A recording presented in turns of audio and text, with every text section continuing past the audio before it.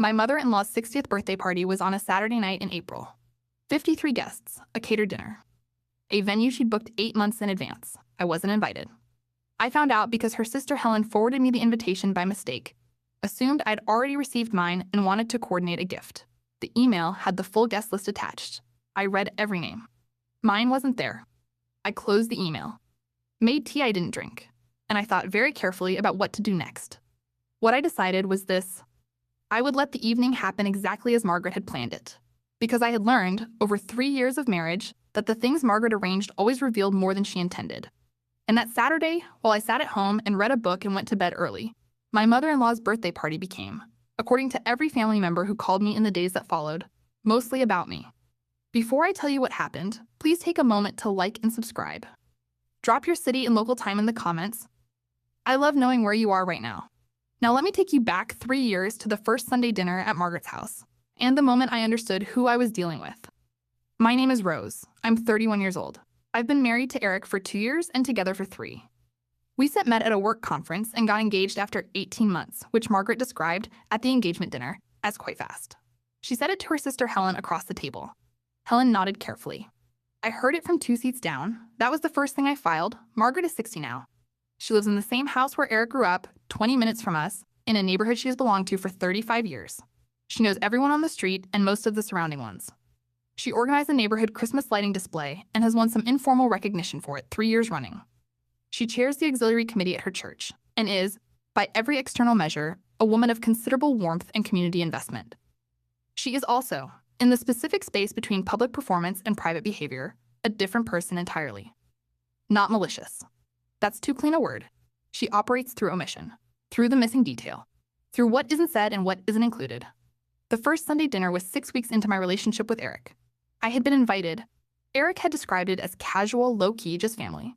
When I arrived, his grandmother was there, 2 aunts, an uncle, and 3 cousins. 12 people. Not a casual dinner. Margaret moved through the room like she was directing something. She had assigned seats without announcing it. Mine was between Eric's aunt and a cousin I'd never met, at the far end of the table from where Eric was placed. I told myself she thought it would help me feel included, seated beside people who talked to me. They did talk to me. About Eric. About what he was like as a child. About things I might not know yet. As though the dinner's purpose was for me to understand who I was getting. Nobody asked about who I was. Eric noticed, on the drive home, that I'd been quiet. I said, "Your mother organized the seating." He said, "She always does that." I said, "I know." He said, "She means well." I filed that phrase too. "She means well" is a sentence you say about someone whose choices you've decided not to examine too closely. It closes the conversation before it starts. It is the verbal equivalent of a closed door with a pleasant sign on it. The next 2 years had more of the same. Family gatherings where I arrived and found the plan had shifted in ways that made my presence slightly peripheral. Holidays where my food preferences weren't consulted and then noted at the table, as though my not eating the thing I'd mentioned several times I didn't eat was a personal choice I'd made that evening. 2 years ago, on Christmas, Margaret made an announcement about a family trip she was planning. She described the guest list. She said, "I want all my children and grandchildren there." She didn't include her spouses. Eric noticed, later. He mentioned it to her. She said, "Oh, of course Rose is welcome. It goes without saying." It had not gone without saying. She had said it explicitly in a way that didn't include me. I noted this. I said nothing. The year before the birthday party, Margaret mentioned it. The 60th. She said it was a milestone and she wanted to do something significant. She was looking at venues. She was thinking about a theme. I said, "Can I help with the planning?" She said, "Oh, I'll let you know." She never let me know. That was the pattern over 3 years. Small things. Each one is individually explainable. Together, if you lined them up, if you looked at the shape they made, they told a story. I had been reading 1 page at a time without putting the book down and seeing the whole arc. The birthday party was the chapter where the arc became impossible to misread. Looking back now, I had the whole book. I'd just been giving her the benefit of every doubt on every page. The email arrived on a Tuesday morning in March, from Eric's Aunt Helen. Subject line, "Birthday party? Gift coordination?" She wrote, "Rose. Wanted to connect before the party since I know you and Eric will be together. Are you planning to go in on a group gift or do your own? Also attached is the guest list Margaret sent, so we can see who else is organizing what.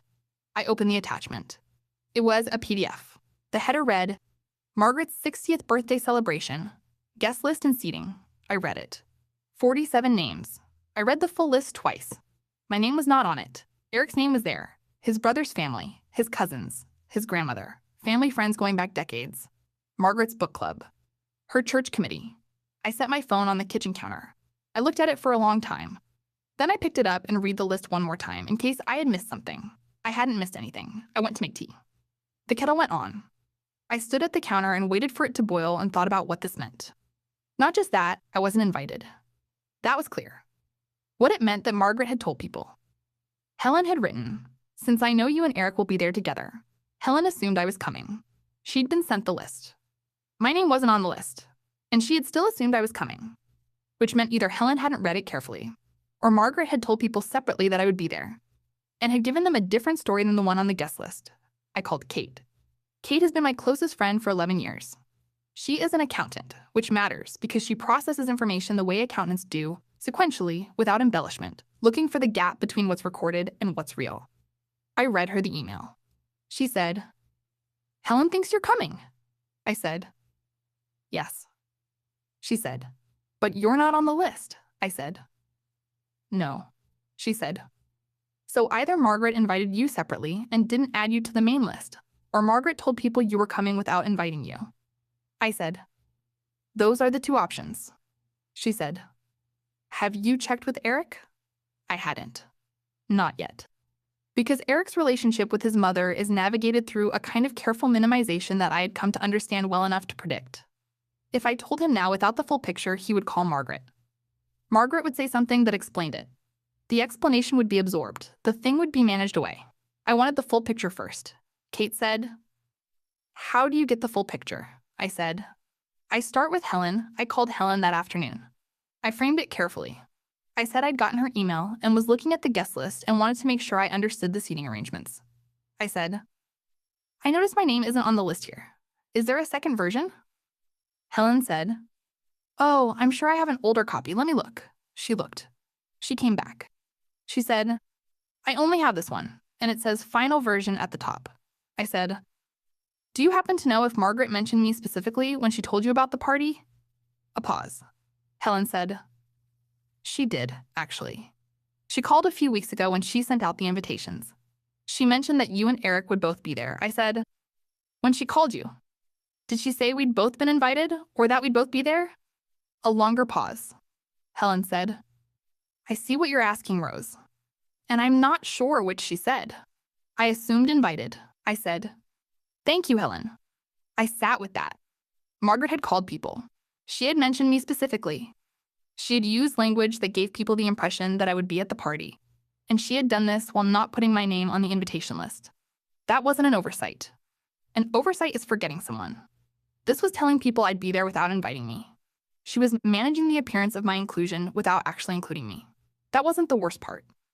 I went back through my phone and found a text thread with Eric's cousin Diane from 2 weeks earlier.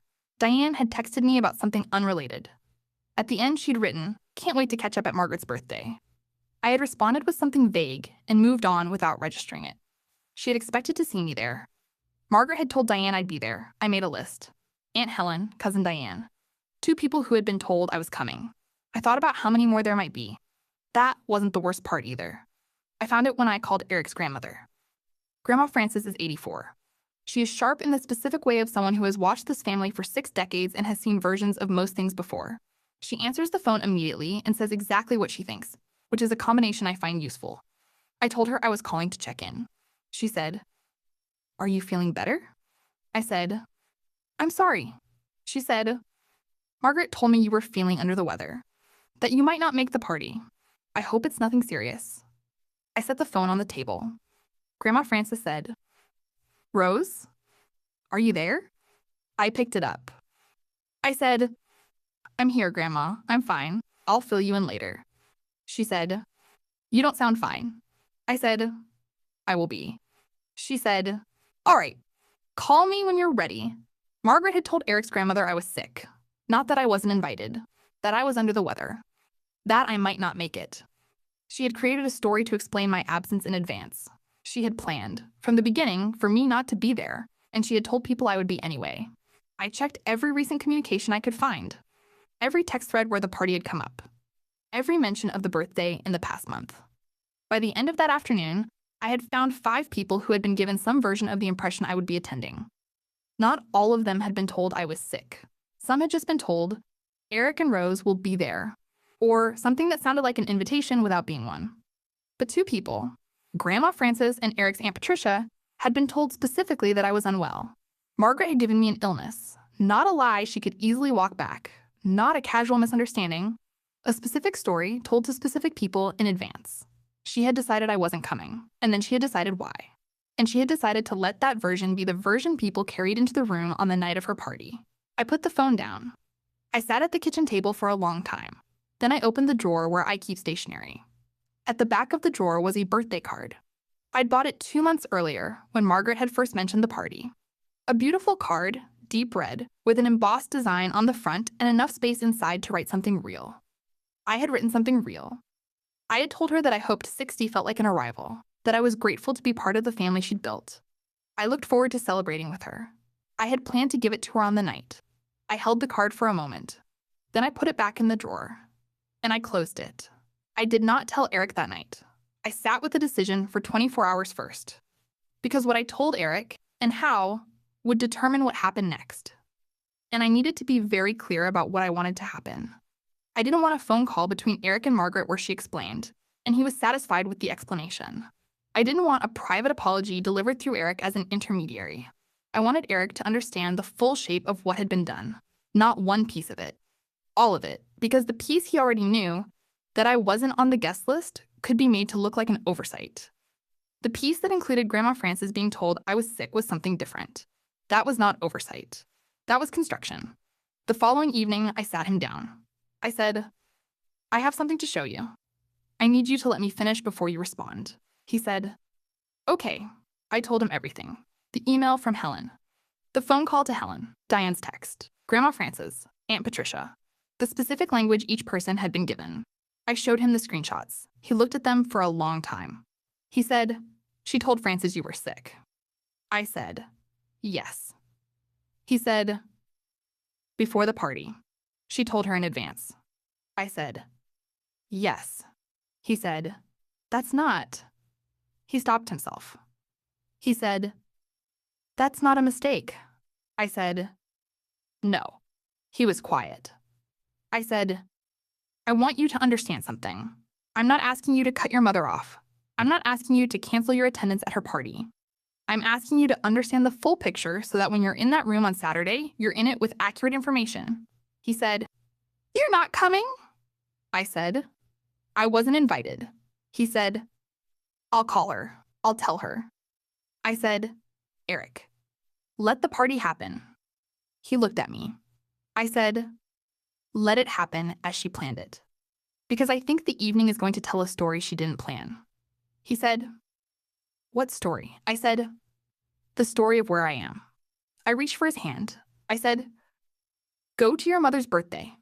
Be a good son, and when people ask where I am, tell them the truth. He said, what is the truth? I said that you don't know why I wasn't invited. Because you don't. He sat with that. He said, I should have known. I should have asked earlier. I said, yes. He said, I'm sorry. I said, I know. He said, what happens after? I said, we have a conversation with Margaret. Together. But not before Saturday. He nodded. Have you ever decided not to fight for yourself in a moment because you knew the moment would fight for you? If you understand that kind of patience, type enough in the comments. And if you haven't subscribed yet, please do. Because Saturday is where everything becomes visible. Thursday, 2 days before the party, Margaret called Eric. He told me about it that evening. She called to go over logistics, the party timing, when to arrive, want here to park. She mentioned the catering. She mentioned the flowers. She did not mention me. Eric said, Mom, where is Rose sitting? Silence on the line. He said, at the party? Where's Rose's seat? She said, Eric, I thought we discussed this. It's a big event, and I've had to manage the seating very carefully. He said, "We didn't discuss it. I wasn't told Rose wasn't invited."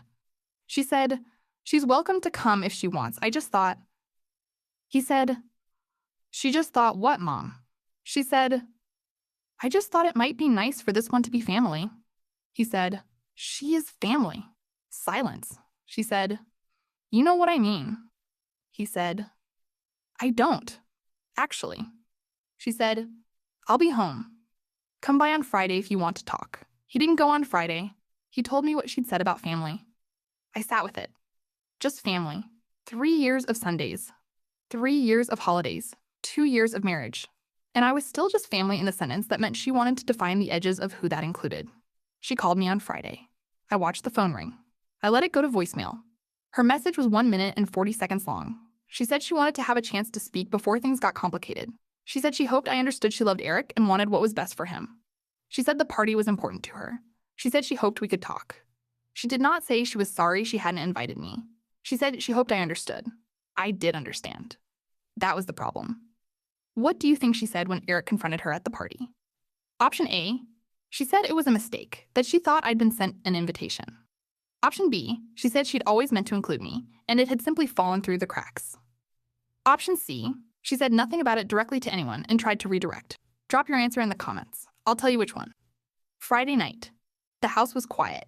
Eric was in the other room. We had been careful with each other all week, not distant, just careful. The way you are when you both know something difficult is coming and you're trying to let each other have the space before it arrives. I sat at the kitchen table with a cup of tea that had gone cold. I thought about Margaret's party. The venue she'd booked 8 months ago. The catered dinner. The flowers she'd mentioned. 53 people are coming to celebrate 60 years of her life. I thought about my name not being on the list. Not forgotten. Not an oversight. Not even an omission. An absence that had been explained to people before I knew it needed explaining. The tears came without warning. Not a collapse. A quiet overflow I let happen at the kitchen table on a Friday night. I cried because I had tried. That's the honest reason. I had tried to be what the role called for. I had shown up to the Sundays and the Christmases and the family dinners. I had asked to help with the party planning. I had bought a birthday card and written something real in it and put it in a drawer for the night I would give it to her. I had tried in good faith, and she had planned my absence and told people I was sick. I let myself feel that for a while. Then I wiped my face. Went to the drawer. Took out the birthday card. Held it for a moment. I hadn't sent it. I was glad I hadn't. I put it back and closed the drawer. Then I went to the living room where Eric was. I sat beside him. He looked at me. He said, "You okay?" I said, "I will be." He said, "I don't have to go tomorrow." I said, "Yes, you do. Go be her son. That's what you are." He said, "I'm your husband." I said, "I know. Go anyway." He nodded. If someone you loved ever tried to give you a reason they didn't show up, and you didn't need the reason because you already understood the love, tell me in the comments. Now let me tell you what happened Saturday. Saturday. 6:47 p.m. Eric was at the party. Me at home. I had made dinner. Something simple. I ate at the kitchen table with a book I wasn't fully reading.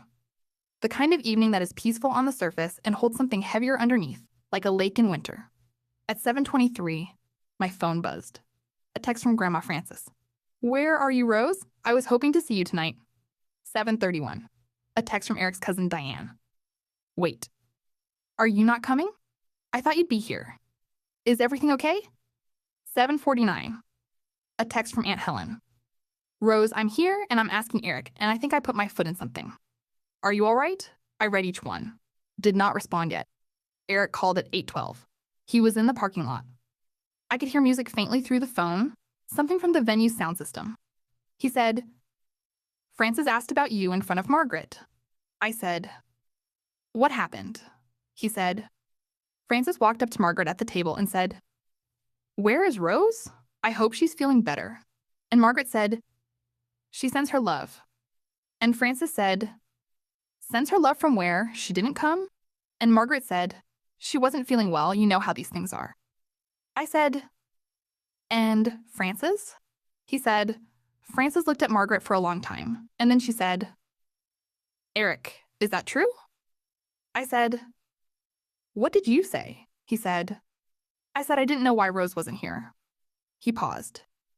He said, "I didn't lie to my grandmother. I said I didn't know why." I said, How did Margaret respond? He said, she started telling someone about the centerpieces. I said, who saw it? He said, maybe 8 people were at the end of the table. And Francis has been asking Diane about it for the last hour. I said, okay. He said, Rose, Aunt Patricia asked me if you were sick. I told her you weren't sick, as far as I knew. She looked at Mom for a long time after I said that. I said, are you okay? He said, I'm fine. I'm in the parking lot because I needed to call you. I said, go back in. Be her son. We'll talk when you get home. He said, I love you. I said, I know. Go. He went back in. I put the phone down, and I sat in the quiet of my kitchen and thought about a room full of people who had arrived believing one thing, and who were now recalibrating. Not because of anything I had done. Because Margaret's story had been built on the assumption that the people in that room would believe it without comparing notes. They were comparing notes. The consequences came in a wave, and each one made a specific sound. Sunday morning. Grandma Frances called me at 9:43. She didn't say hello. She said, I want you to know I am not pleased. I said, good morning, Frances. She said, I've been doing this for 84 years, Rose. I know what it looks like when someone is managed out of a room. I've had it done to me. And I want you to know I said as much to Margaret last night before I left. I said, what did she say? She said she'd made a difficult decision about the guest list and she stood by it. She paused. She said, I told her that a difficult decision is still a decision, and those decisions have consequences. I said, Frances. She said, don't you Frances me. I'm going to call you every Sunday until this is sorted. She called the following Sunday. And the one after that. Helen emailed me Monday morning. She said she was sorry for forwarding the list. She hadn't realized what it would reveal. She said she hoped I knew she'd always considered me part of the family. She said, and I want you to know that I told Margaret that I was the one who accidentally forwarded the guest list to you. She didn't say anything when I told her. That's its own answer. Diane texted me 3 times over the following week. Each text says slightly more real than the last. The third one said, I've been thinking about this all week. I want to be honest with you. I've noticed things over the years. I should have said something sooner. I wrote back, you're saying something now. That matters. She replied, thank you. The party had done what a conversation might not have. It had made something visible that Margaret had spent 3 years keeping in the shadows, not because I had planned it. Because the guest list had leaked, and Margaret's explanations to specific people had now been compared to the reality by the people who received them. Grandma Frances, who had been told I was sick. Aunt Patricia, who had been given the same story. Helen, who had assumed an invitation when there was none. Diane, who had just expected to see me there because I was Eric's wife. Each of them, in their own way, had recalibrated. Eric and I sat down with Margaret 2 weeks after the party. In her living room. The same room where I had sat at enough Sunday dinners to have a sense of exactly where the light came from in the afternoon. Margaret was composed. She is always composed. She said, I know there were some misunderstandings. Eric said, Mom, not misunderstandings. You didn't invite Rose to your birthday. She said, it was a difficult decision. He said, why? She looked at her hands. She said, I wanted one celebration that felt like the family I built. He said, Rose is the family you have now. She said, I know that. He said, then act like it. That was the most direct sentence Eric had ever said to his mother in my presence. She looked at him for a long moment. Then she said, I owe you an apology, Rose. I said, yes. She said, I'm sorry. I said, I know. I said, I bought you a birthday card. I bought it 2 months before the party, when you first mentioned your 60th. I had something written inside it. She looked at me. I said, I'm going to give it to you. Not because the party happened, not because of how things unfolded, because I bought it in good faith, and I'm going to honor that. She said, Rose. I said, and I need you to understand that the card represents something you haven't always made room for. An effort, on my end, that keeps being met with a closed door. She said, I understand. I said, I don't need you to be my mother. I need you to make room for the fact that I'm in Eric's life. Fully. Not as a guest. I gave her the card 2 weeks later. On a Sunday. A regular dinner, the first one in months where I had felt something close to present rather than peripheral. She opened it at the table. Read it quietly. Eric watched her face. She folded it carefully, put it back in the envelope. She said, "Thank you, Rose." She said it to me, not to the room. That was new. The Sundays changed. Not dramatically. Not in ways that someone who didn't know the history would notice. The seating was slightly less arranged. She asked me questions that weren't specifically about Eric. She asked about my work. And once, a few weeks in, she asked a follow-up question about something I'd mentioned the previous week. She had remembered. I noticed. I didn't say anything. I filed it in the other column. The new one. Eric and I talked about it on the drive home one Sunday in June. He said, "You see her trying." I said, "Yes." He said, "Does it help?" I said, "It's the beginning of something. I'll need time to see if it holds." He said, "That's fair." He said, "I should have spoken sooner. Every time I said you know how she is, that was me managing instead of addressing. I understand that now." I said, "I know." He said, "I'm going to keep speaking." I said, "I know that too." He reached across the console and put his hand over mine. We drove the rest of the way in silence. The birthday card was still in the desk drawer at our house. Margaret hadn't kept it. She'd handed it back to me on the way out that Sunday without explanation.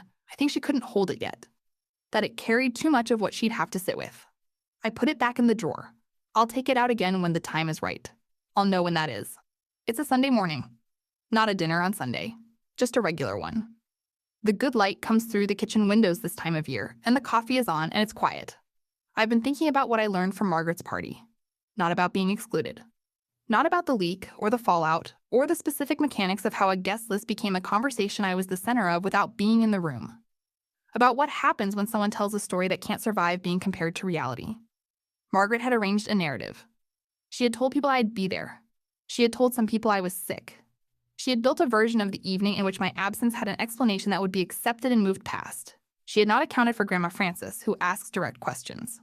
For Aunt Helen, who forwarded a PDF without looking at it closely enough. For Cousin Diane, who was simply surprised and said so.